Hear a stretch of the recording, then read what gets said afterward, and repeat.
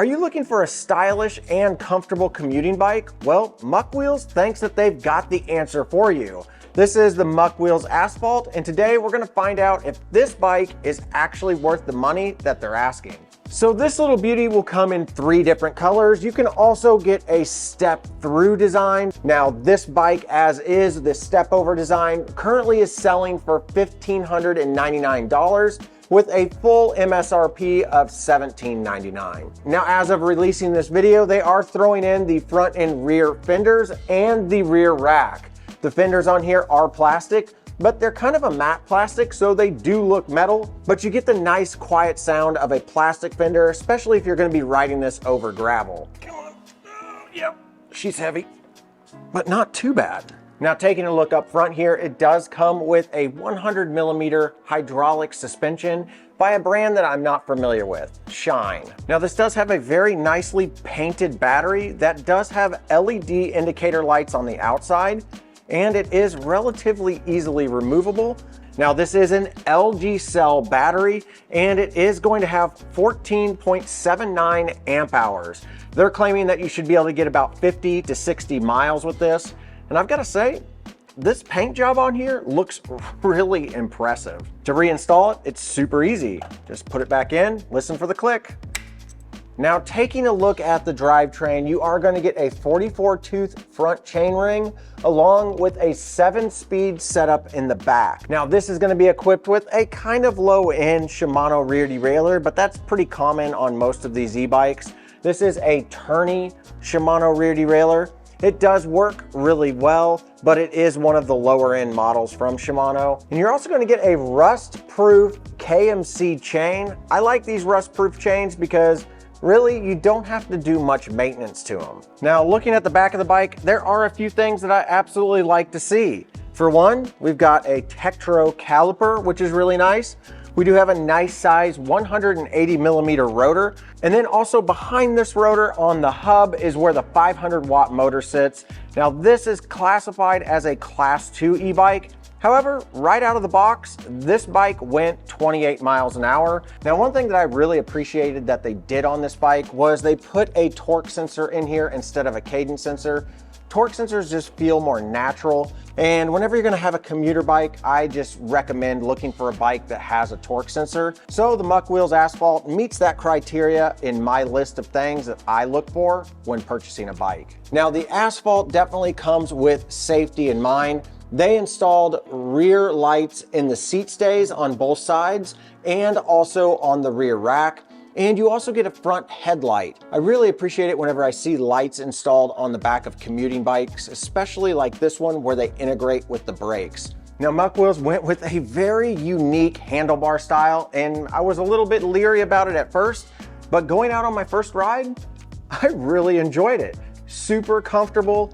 Really commuter style feel. You get to sit upright. Now over here, you are gonna get these grips. And at first I was a little leery, but I do really like silicone grips. And I found these to be super grippy. Big fan of the silicone grip. First e-bike that I've seen that actually puts these on there. Then you get your thumb throttle right over here. This is a very nice thumb throttle, really similar to some of the other premium brands that I have reviewed. You do get a controller that turns on and off the computer. This does feel relatively cheap in comparison to the way that the rest of the bike feels. And then looking over here, you do get a color display. This display is pretty nice. I can see that they have room to grow because they do have relatively large bezels on the outside, but you do get like your battery meter on both sides. It'll display your speed. It's gonna display your trip, your time on the bike, and then what pedal assist level you're in. Then if we come over here, this is something that I really appreciate that I didn't realize even existed. A 7-speed shifter that is undermount. I thought these started with Shimano at 8-speed, but it does look like they make them for 7-speed. Now this is a call out to all the other manufacturers out there putting 7-speed shifters on their bikes. Start using these or start using a grip shift.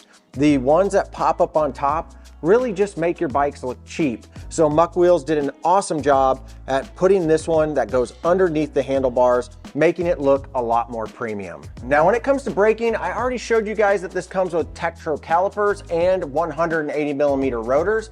It's also got these really nice Tektro levers up top here that do have a brake cutoff sensor on them. Now, you also get these mounts up front here for a basket, and it's really nice to see that they didn't paint over these or get paint inside where the threads are. This just shows that they have a level of standard that not all bike manufacturers have. Now, this does come with a nice set of Cho-Yang tires. Now, these are gonna be 27.5 and they're gonna be 2.4 inches wide. This is an ideal size for commuting. The tread pattern on here is really nice, even if you get stuck in the rain. And also, it's got something that I really love seeing on commuter bikes, this reflective sidewall. These things make you really visible going down the road. And also, this tire comes with something new that I've been seeing on a lot of Cho-Yang tires, and that is the Hippo Skin technology. This is a 1.5mm thick tire, so it's gonna take quite a bit for something to puncture your tire compared to the standard tires that you would see on most bikes. All right, we are out here on the Mokwheels Asphalt, and this bike is a beautiful looking bike.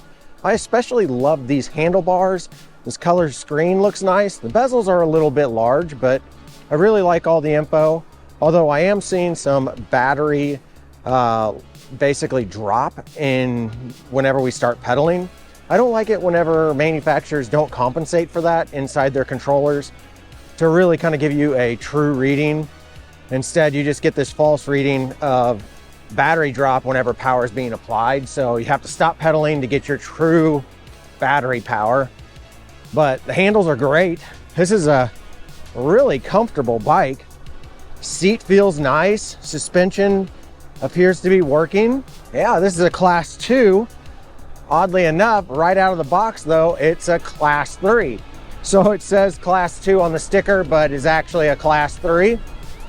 And we're gonna take this out for a quick little cruise. Now, the manufacturer has on their website the estimated speeds that each level will actually get you, which is nice to see because a lot of brands don't give you the estimated speed that it'll actually hit. So this one does. And right now I'm hitting 25. I'm spinning out about at 25. I'm kind of losing the amount of pressure that I put on the pedals, so I'd have to spin a little bit quicker, but 25 seems to be about the max speed that this guy's going to push me, which is pretty good. I mean, this is a 500 watt motor, so it's not a huge motor. I do feel like I need to make a few adjustments over here. This feels too close, and this feels too close to the handlebar grip, but I love these grips. I love silicone grips. To me, when you wear a pair of gloves, they are super grippy. Now, overall, I'm super impressed with the comfort level on this bike. Here's this bridge where we test out the suspension and how smooth this bike is. We're gonna hit the bump going onto the bridge and see how it feels. Oh, pretty smooth. And then we're gonna test out the brakes and go. Tektro brakes, lock it up again.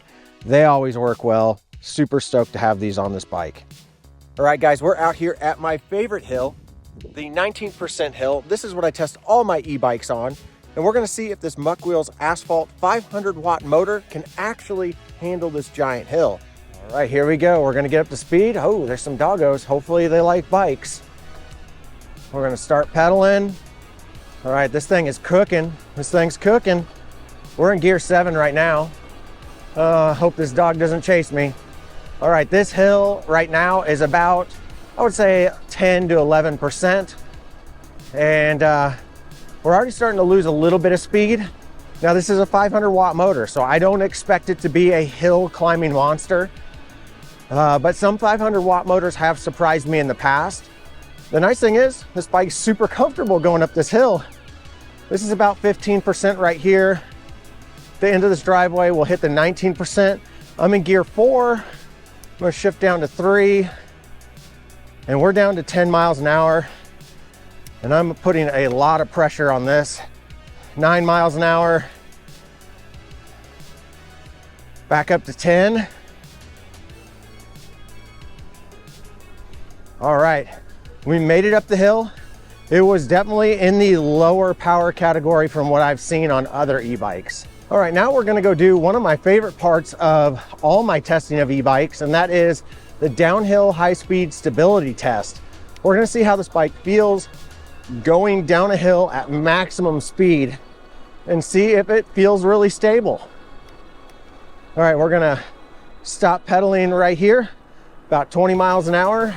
We're gonna coast down here and hopefully I can be brave enough to not hit my brakes. We're cruising 39. I don't know if that's right. 39.5. Wow. 40, 42, 40.2. All right, guys, let's go back to the house and talk about what I love and what I don't love about the Mokwheels Asphalt e-bike. All right, so now that we've test ridden this and you know a little bit more about this, let's talk about the things that I love about this bike. The first thing that really surprised me, and probably is the thing that I love most about this bike, is the handlebars. These things really offer a comfortable ride, and I wasn't sure what to expect. When I first saw them, I thought, wow, this is gonna be a really uncomfortable or weird feeling ride. But when I got out on this bike, it was surprisingly comfortable. The next thing that I love about this bike is this paint job. This looks really premium. I've had a lot of e-bikes come through my garage here, and this one definitely has one of the higher quality paint jobs. Now, to keep this list down to 3 things that I love about this bike, this one was one that I haven't talked about yet, and that is the charger. I love it whenever I see a company supply something more than a 2 amp charger, and they did with this one. This is a 3 amp charger, so you can pretty much expect to charge this bike in under 5 hours, and that's if it's completely empty. So more than likely, most of the time whenever you go to charge this bike, it's only gonna take a couple of hours to get fully charged, thanks to the 3 amp charger that they supplied. Now let's talk about the things that I don't love about this bike. First up is the bolt-on wheels. There's no quick release on this. I do understand that the rear wheel has to be a bolt-on, but when the front wheel is a bolt-on also, it just kind of takes away from it just a little bit, because you're gonna need to carry a 15mm wrench and a 19mm wrench. And most bikes these days, especially commuter bikes, you will see a quick release on here.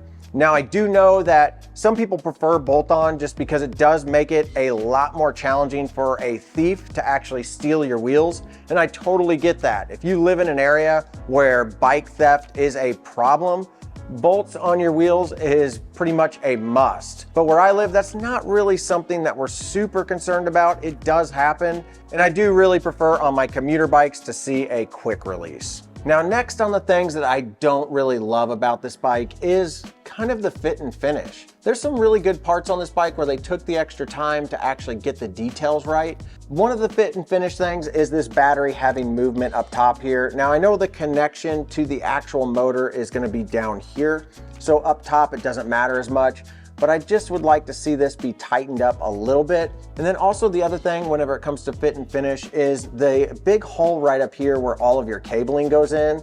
I do love internal cabling because it makes the bikes look much nicer, but there's no rubber grommet. So if you're riding in the rain, there's a chance that water is gonna go down in here. Now it will come out down here, down at the bottom. There is a hole down there, but adding any water into your frame is not really ideal in my opinion.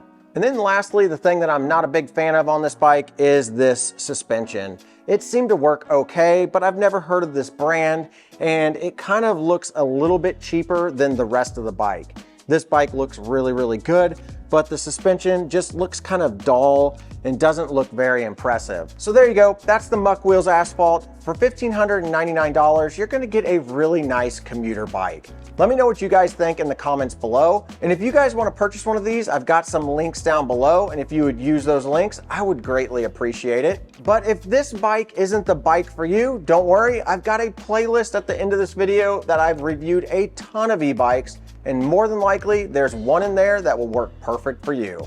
All right, guys, we'll see you in the next one.